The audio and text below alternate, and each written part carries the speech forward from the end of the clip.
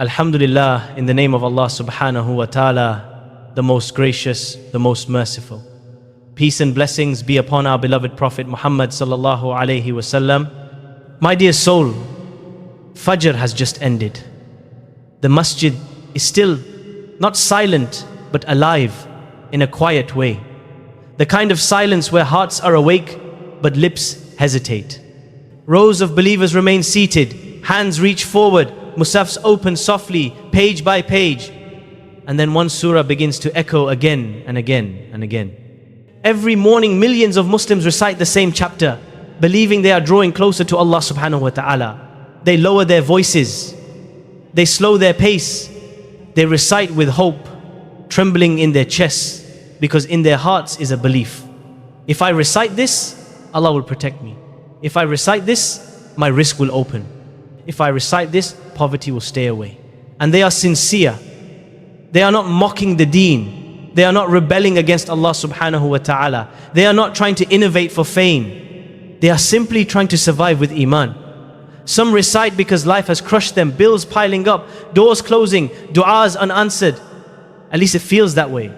Some recite because fear has settled deep inside, fear of sickness, fear of loss, fear of the future. So they hold on to what they were taught because this practice didn't begin with them. It came from their parents, from their grandparents, from voices they trusted. An elder once said, "My child, Surah Yasin after Fajr, never leave it."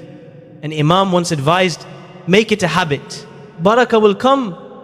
A community repeated it so often that it stopped sounding like advice and started feeling like obligation.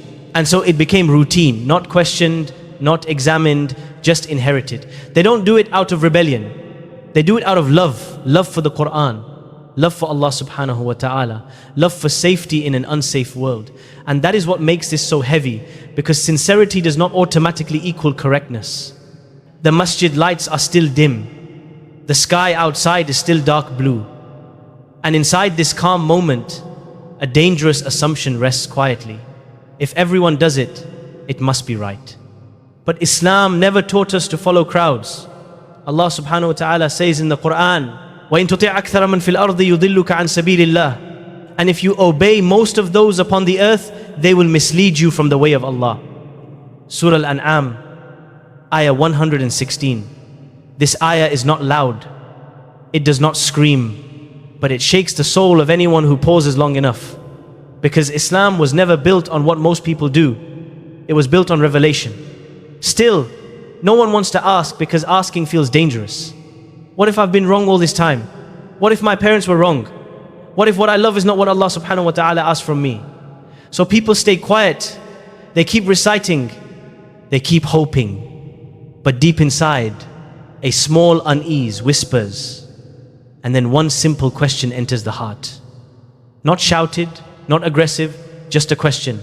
But one simple question shakes everything. On the screen, soft echo, gentle pause. Is this from the Quran and Sunnah or is it from habit? That question alone is heavy because Islam is not against habits, but Islam is strict about worship. In Islam, we don't invent ways to get closer to Allah subhanahu wa ta'ala. We follow the Prophet Muhammad sallallahu alayhi wasallam, who said, "Man amila amalan laysa alayhi amruna fahuwa radd." Whoever introduces into this matter of ours that which is not from it, it is rejected. Sahih Bukhari, Sahih Muslim. This hadith is not meant to scare, it is meant to protect. Protect the deen from becoming culture. Protect worship from becoming guesswork. Protect sincerity from being misdirected. Because sincerity without guidance can exhaust the soul. Imagine standing before Allah subhanahu wa ta'ala one day and saying, "Ya Rab, I did what I was taught." And Allah subhanahu wa ta'ala responding, "But did you do what I revealed?" That thought alone makes the heart tremble. And suddenly that peaceful Fajr scene feels different. The same surah, the same voices. But now a question lingers in the air. Not to insult, not to accuse, but to awaken. Because loving the Quran means loving it truthfully.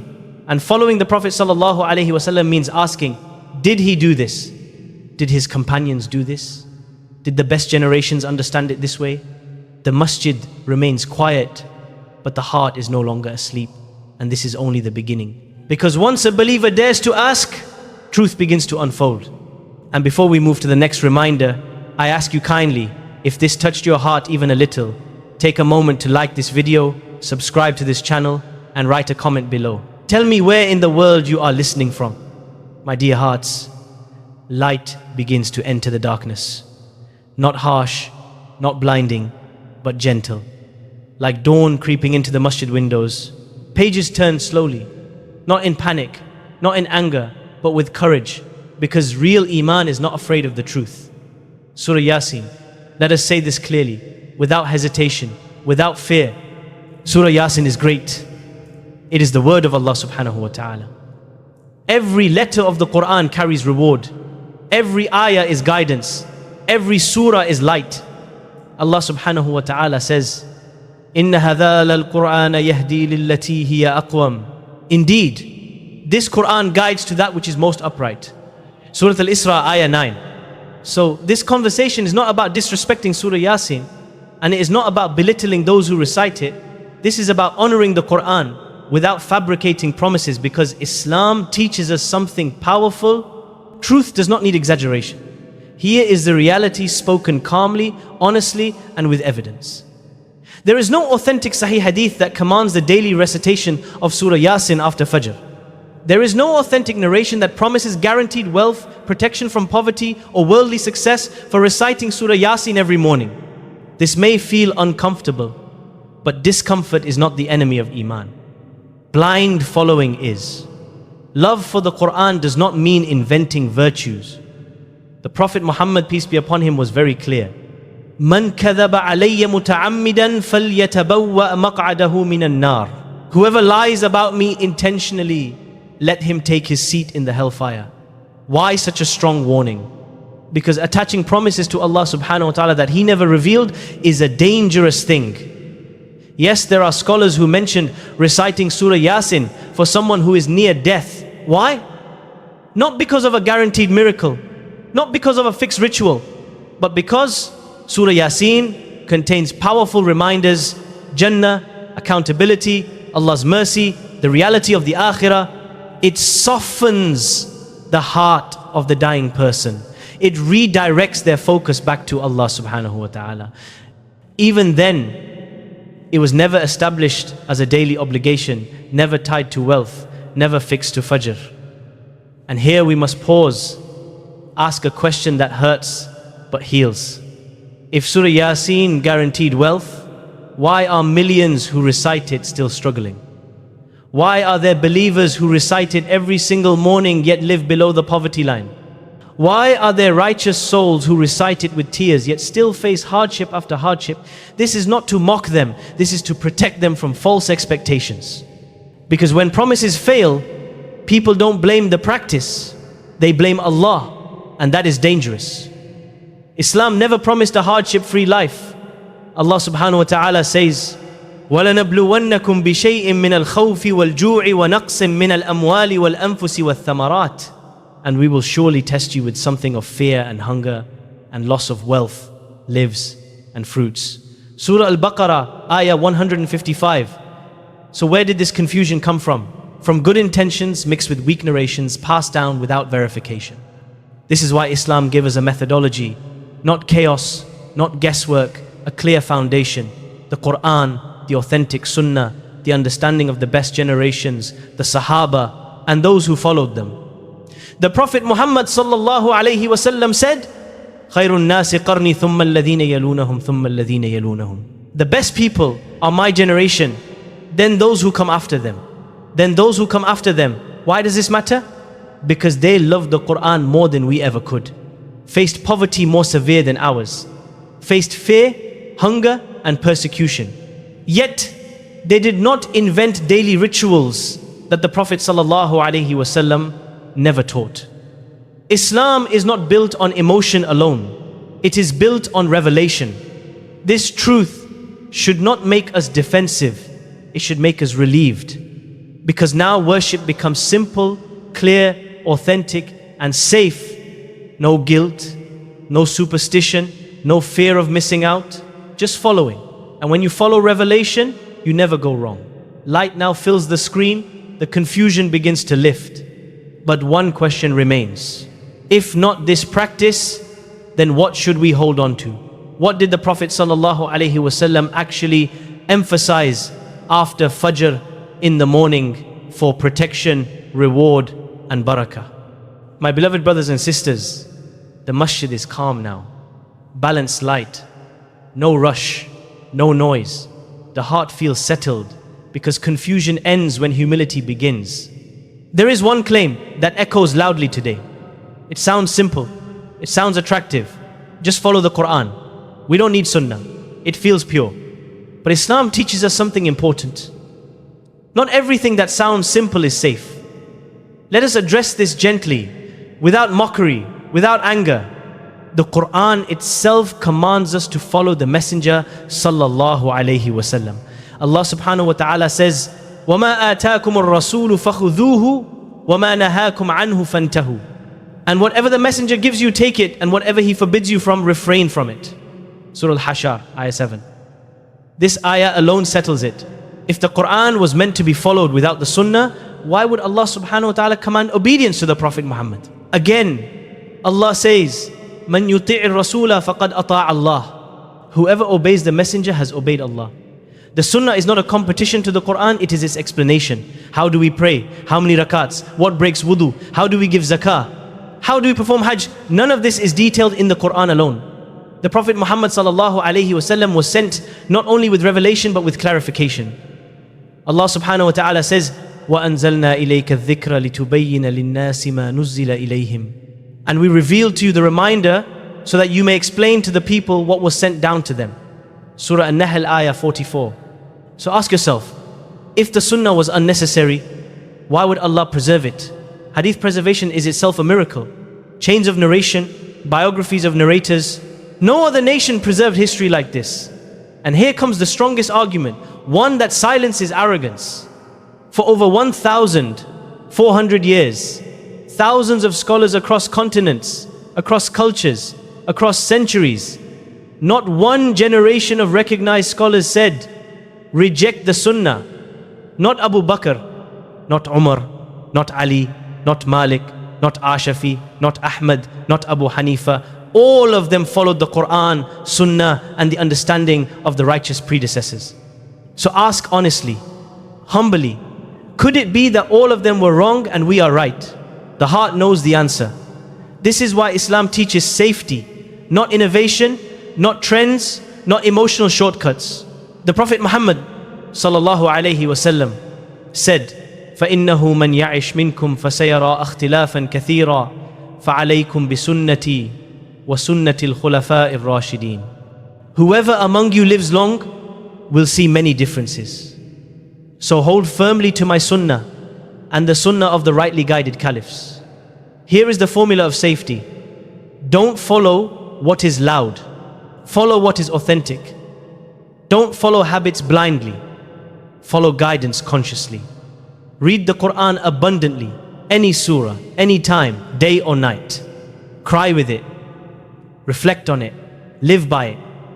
But do not chain Allah's mercy to promises He never made. Do not turn love into obligation. Do not turn culture into ibadah. Because true submission is not inventing paths to Allah. It is walking the path He already revealed. A believer sits calmly, mushaf, open, heart, peaceful, no fear of doing it wrong, no pressure, just clarity. And that is the beauty of Sunnah. Balanced, safe, protected. Allah subhanahu wa ta'ala did not leave us lost.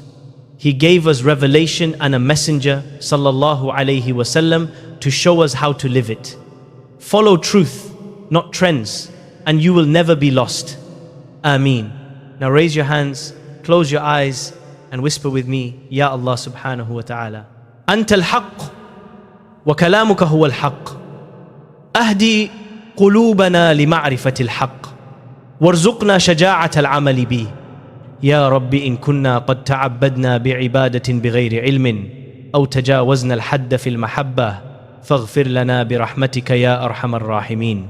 Ya Allah arzuqna hubba al-Quran wa hubba as-sunnati allati tubayyinu al-Quran.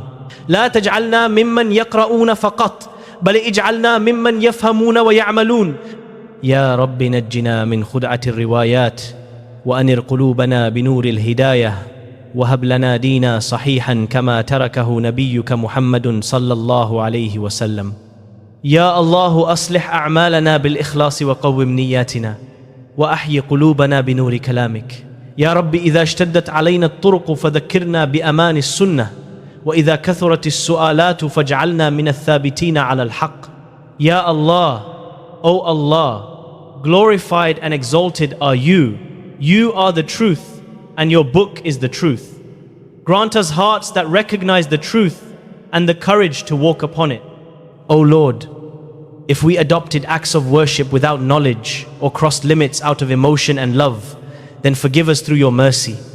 O Allah, grant us love for the Quran and love for the Sunnah that explains it. Do not make us people who only recite, but make us people who understand and live by it.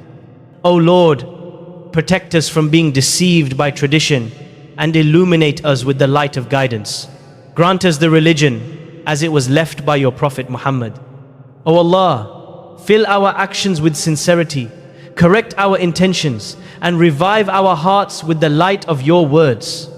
O Lord, when the path feels confusing, remind us of the safety of the Sunnah, and when questions arise, make us among those who stand firm upon the truth. Our Lord, do not let our hearts deviate after you have guided us, and grant us mercy from yourself. Indeed, you are the bestower. Indeed, you are overall powerful. Amina, Ya Rabbal Alameen. My beloved brothers, my beloved sisters, if this reminder brought calm to your heart, if it answered a question you were afraid to ask, or if it gently corrected something you never learned properly, then this video was not an accident. This is not about being right.